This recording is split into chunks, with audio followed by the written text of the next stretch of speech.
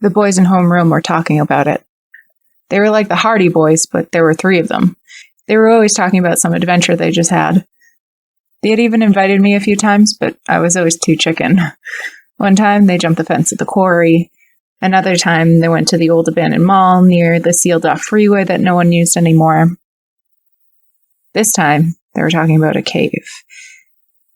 It wasn't far from my house, at least that's what Miles said. It was in the woods behind my backyard, about a half-mile down. But it wasn't the cave they were talking about. Well, it was and it wasn't. See, Miles said he had heard something there, and he couldn't stop thinking about it. He said a voice was calling him to go inside. The others thought maybe they heard something, but they couldn't be sure. Miles wanted to go in, but the others said no, and as much as they wanted to, they just hadn't come prepared. Mickey said that it looks like you'd easily get lost because it was so dark. But tonight they'd bring flashlights and one of the big, long dock line ropes Chris's dad had down at the boatyard. It was sturdy, and if they tied it to something outside the cave, it'd keep them from getting lost in there. They invited me. When I said yes, they all froze. "You're going in first, then," Mickey said. That dumb, freckled smile and greaser hair always made me want to punch him. We all met up that night by my house around midnight. I followed them as they walked single file straight through the woods. It was easy enough to find the cave, half-mile down, just like Miles said. It looked like a big open mouth, black inside and totally hollow. "There's someone in there," Miles told me. I stared at it, with the others expecting me to go in first. He said he wasn't trying to scare me, but he knew it was true. There was something in there. He had heard it himself. I nearly peed my pants just looking at it. I told them I couldn't do it. They laughed. Then Mickey tied the rope to a tree outside and told me to wait for them. He said if they hadn't come back in an hour, I should tell someone. So I sat there and guarded the rope. At first it went taut because they used it to help them go down the initial slope just past the mouth of the cave. Just after a minute or so, the rope went slack, and they called to me saying that they were going a bit deeper. I said okay, and I sat there in the woods. That was the scariest night of my life. Normally, the woods would be the scariest part. I didn't even like looking at them from my bedroom window at night. Something about them always felt sinister, even during the day, to be honest. They never felt like nature usually does, but this time, it wasn't the towering trees or the whispering of the wind slithering through the leaves that terrified me. This time, it was the cave. From where I sat, it was just a wide opening with darkness so thick it could even be a curtain. Someone could have been standing there staring at me, and I would have never known it. The sun woke me up. It was dawn. It had been 5 hours since they went into the cave. I moved to the entryway and screamed, but there was no answer. I told my mom everything, and she called the police. The policemen could hardly fit in the tunnels past the slope. They tried everything they could, but nothing worked. 2 weeks later, the search was called off. I had nightmares pretty much every night for a year after that. On days I couldn't sleep, I would sit up, looking at the woods behind my house, waiting for them to come walking out. They never did, of course. I never heard a single thing about them.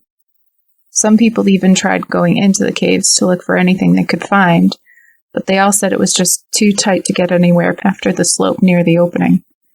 My senior year, people were finally starting to forget. It was almost like it was an urban legend, like it hadn't really happened.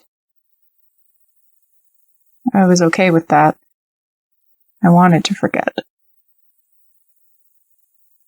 One night, I woke up to a knocking at my front door. It was still the middle of the night. I was so groggy, I wasn't sure I was even really awake or not. I followed the sound of the knocking all the way downstairs and opened the door. But there was no one there.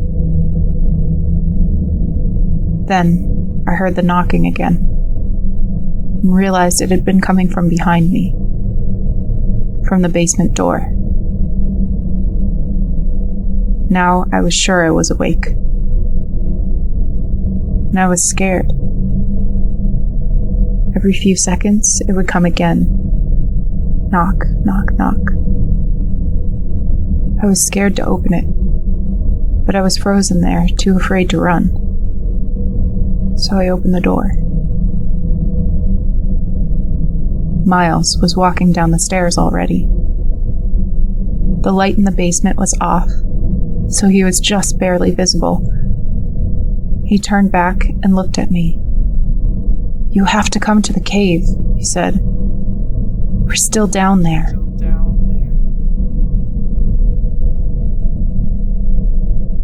He turned to go back down.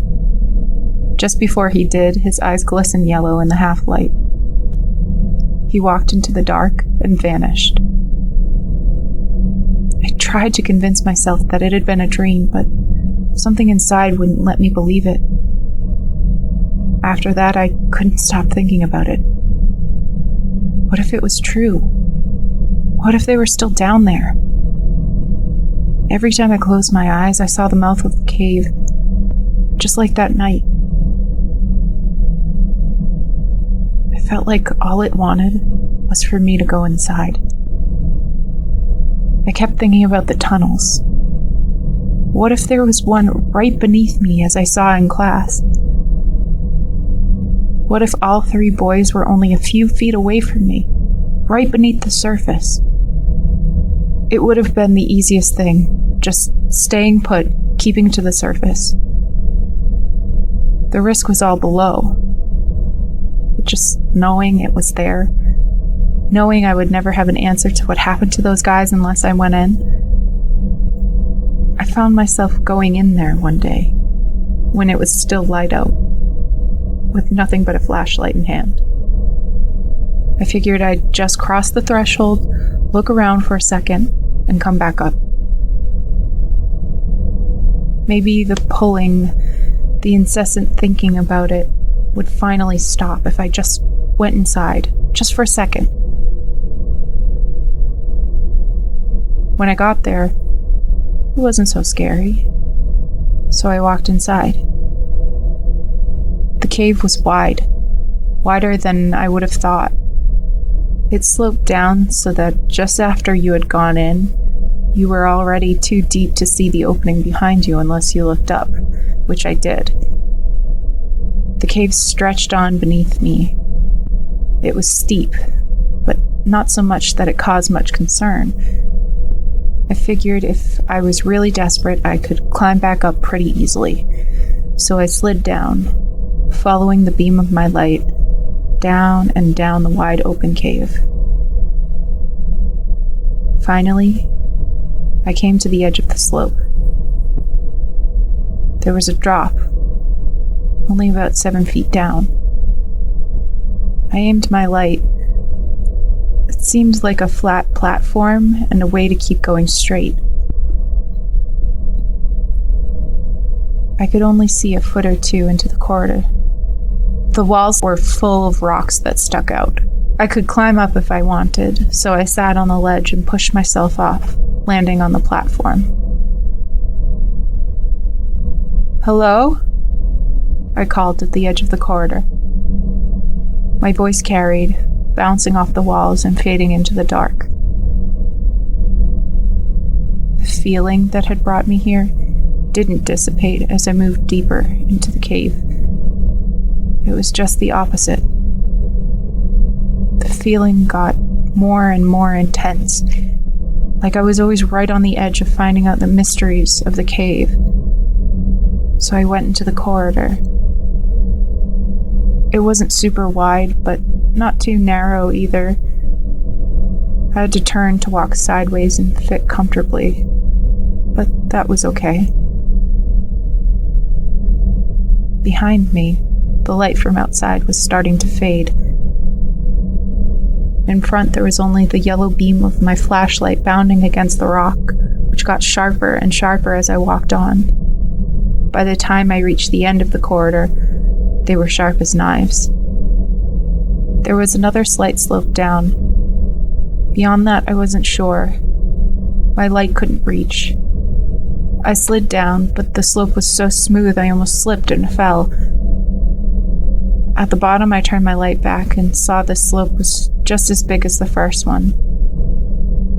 Only it was steeper, and there was nothing to hold on to. I tried climbing back up, but even as I did, I knew there was no turning back.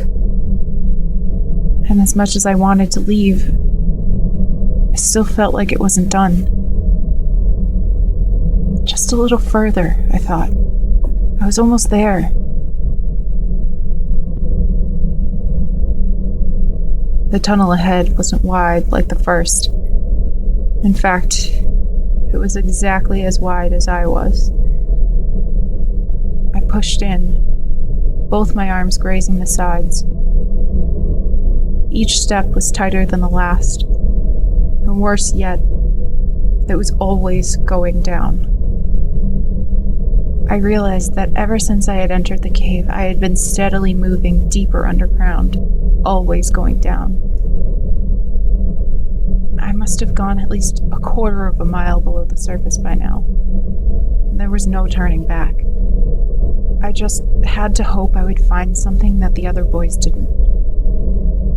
The beam of my flashlight grew dim, but there wasn't much to see anyway because it got so thin ahead. The ceiling of the cave wall dipped down and my only option became simply to go with it, until it got so thin that I was on my stomach. There wasn't enough room to pull myself forward by my arms, so I had to belly crawl 1 inch at a time. My right arm was fully extended out in front of me, the flashlight shaking as I moved. And still the ground sloped down, always deeper. Every moment that passed, I was farther from the surface. I thought the cave would have some logic to its passages, but I was wrong. There was no rhyme or reason for why the tunnels would turn right, or the ground would suddenly give way. And yet, no matter how narrow or awkward, there was always enough room for me to pass through, like it had been made for human bodies to inhabit it, made by something beyond comprehension. And then, just as my light was beginning to truly die out, the narrow passageway I had to push and struggle through, ripping my clothes and tearing my skin, finally opened up. I was elated. My lungs could fill again without the pain of jagged rocks scraping my ribs.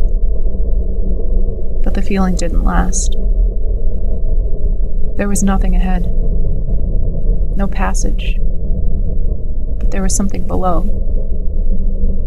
Water. Black. Nearly invisible. I stepped in it, thinking it was a puddle. My foot sank down to my shins before I caught myself on the edge.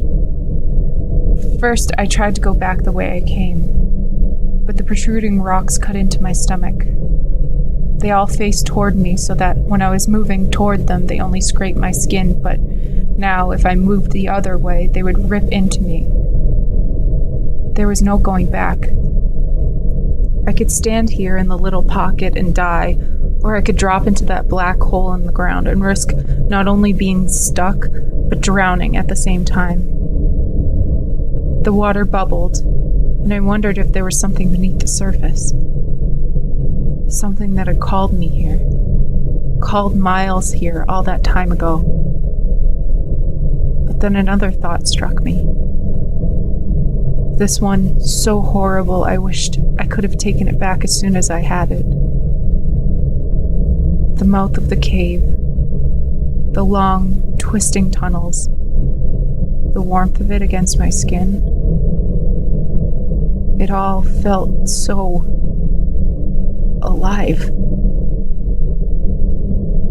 what if it was? What if Miles hadn't been called by something in the cave, but by the cave itself? What if the water moves because it was still digesting their bones? My light finally went out, and I was left with nothing but a darkness so absolute, it too felt alive. Like there was someone standing so close to me. I couldn't see anything at all.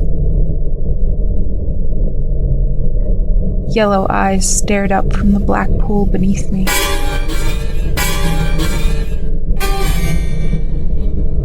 They quickly sank into the depths.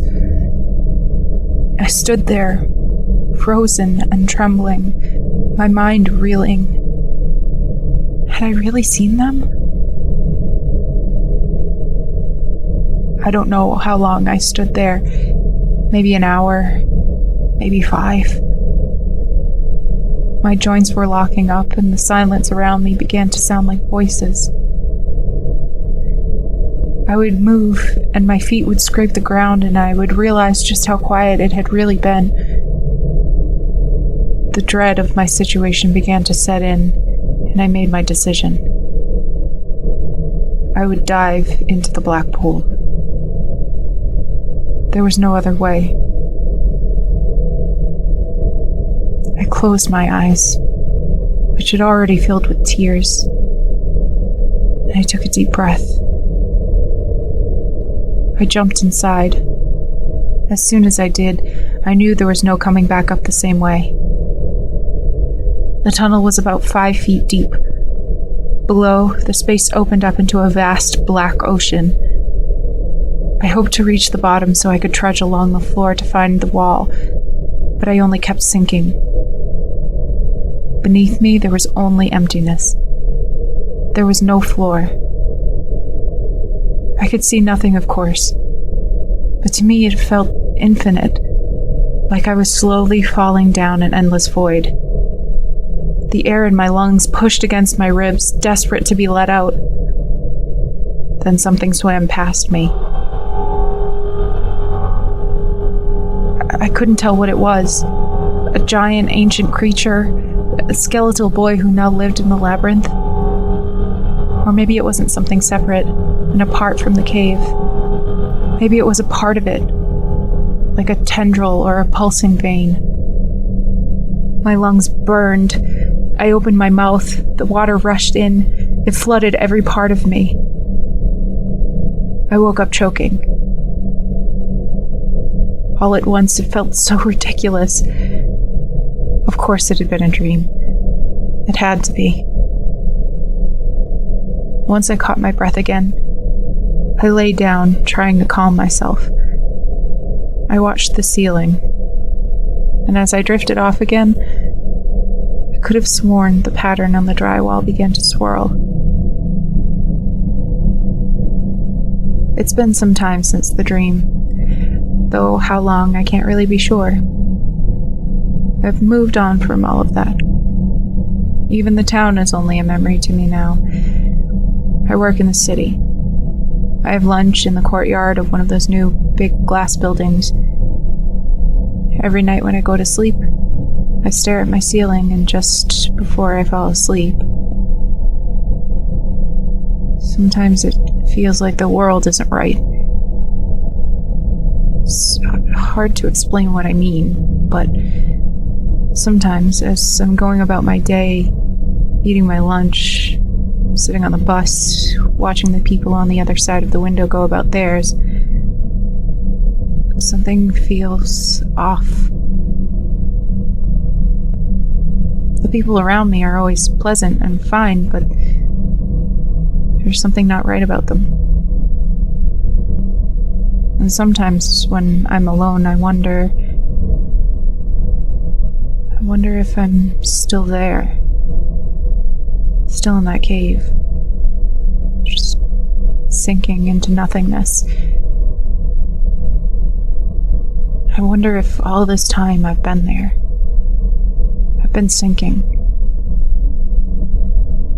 What if I never truly woke up? What if right now I'm in the belly of some great beast that placates my mind while slowly but surely it devours me?